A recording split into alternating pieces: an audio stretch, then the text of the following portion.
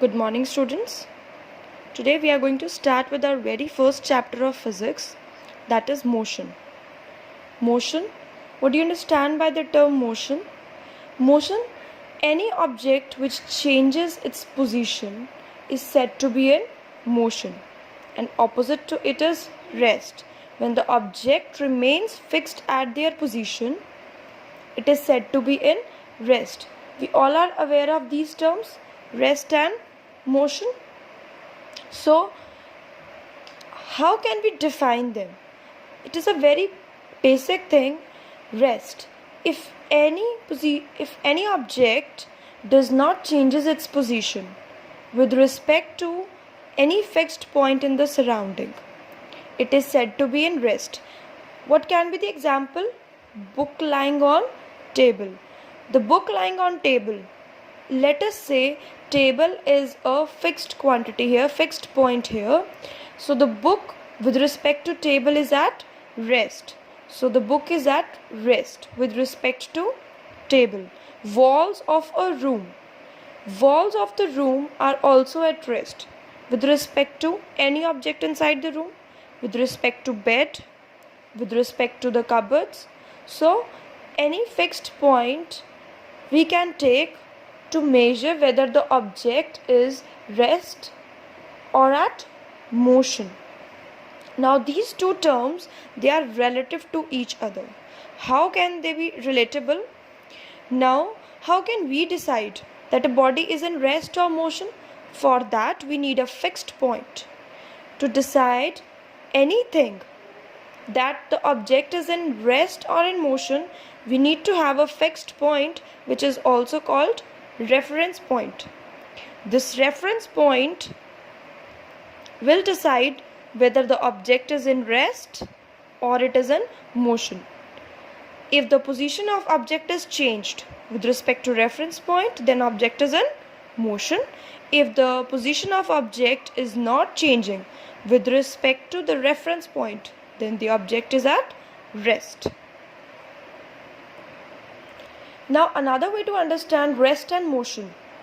Now sometimes an object can be at rest with respect to a particular reference point, but at the other time it can be in motion with respect to some other thing. How it is possible? Okay, let us take an example of a pole outside, right? And a moving train. Now the passengers sitting inside are in motion with respect to pole. The pole outside is fixed, so the passengers sitting inside are in motion, and also a train which is moving is in motion with respect to pole. But if we take our passengers or people sitting nearby to us, the passengers sitting in, we are at rest. We are at rest with respect to the passengers sitting inside with us. But at the same time we are at motion with respect to pole which is outside the train, because it is fixed and the passengers, they are also traveling with us. But our positions are fixed. We are not changing positions with respect to each other. So we are at rest with respect to the passengers, but we are at motion with respect to the pole outside the train. Hope you are getting this concept of rest and motion and how they are relatable. Now, how can we measure distance? We can say that any object which covers some distance is in motion. Yes, that's right. But how we can measure the object is traveling? Before that, there are quantities term. Distance is also a quantity. Quantities are of two types always, scalar quantity and vector quantity.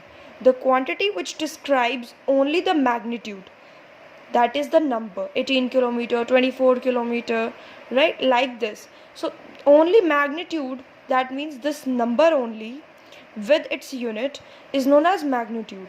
So such kind of quantity is known as scalar quantity. What do we call a scalar quantity? Which only defines the magnitude. Like distance. Distance can be measured only with numbers. But the quantities which require magnitude as well as the direction to measure themselves, which they are known as vector quantities. Vector quantities, how can they be measured? 18 meters in east, 24 kilometers in west. Now this is a vector quantity. What can be the example of vector quantity? It is displacement.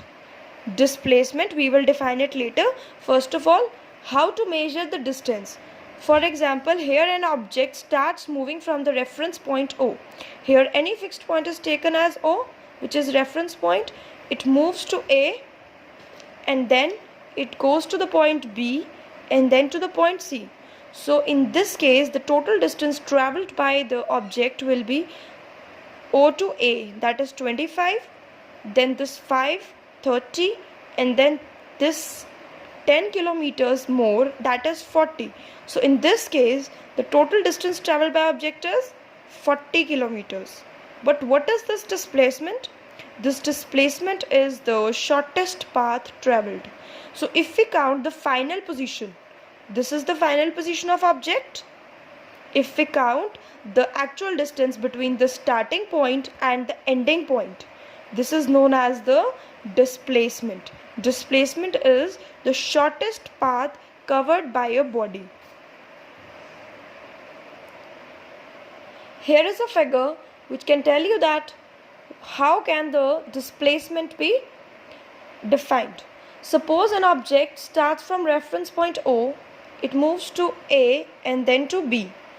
So the distance traveled in this case will be OA plus OB, AB, right? But what is the displacement? It is the shortest and the straight path always which is covered by a body. So in this case, displacement will be OB. By Pythagoras theorem, we can find out the other side or this side. Now the displacement being the shortest path traveled. One more example that I can give you for displacement is,